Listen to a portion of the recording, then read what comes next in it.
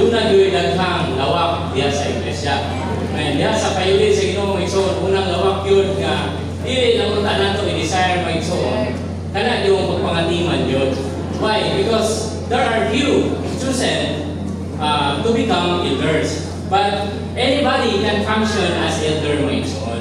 Amen? Kung sa ato ko nung pag-desire na, it is good. Wala i-islutan nga dautan sa mga igsoon to become an elder. But we have be thoroughly dealt with our heart kung sa ang motibo o doon na ba'y kanang ambisyon mga igsoon sa ato pang ambisyon nga mahimong mga ansyanong. But thank the Lord, in the Lord's recovery, doon ay nawak po sa mga iman mga igsoon.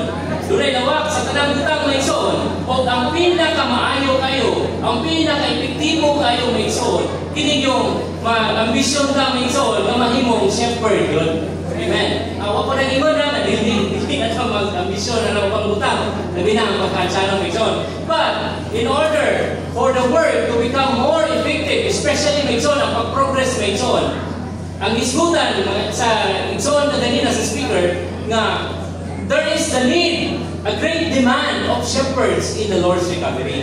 Nganong wala nagpabili ng uban? Nganong nagpabili ng uban? That is because of shepherding mga igsoon. And in shepherding, there is the need to oversee the needs of the sheep mga igsoon.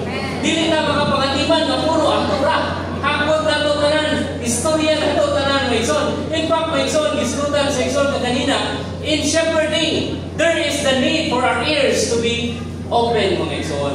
Paminawon din nato sila, then thereby we can shepherd them according to their needs mga igsoon. Another one mga igsoon, in the Lord's recovery, do not give grasya mga igsoon. Kining atong pag-shepherd mga igsoon, it is not because of our willingness, but it is because of our coordination and our willingness to the Lord's call.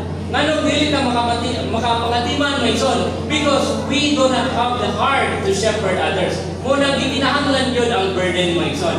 Another thing mga igsoon, nganong nagpabili ng uban mga igsoon? It because of the amount of life that they imparted to the sheep mga igsoon.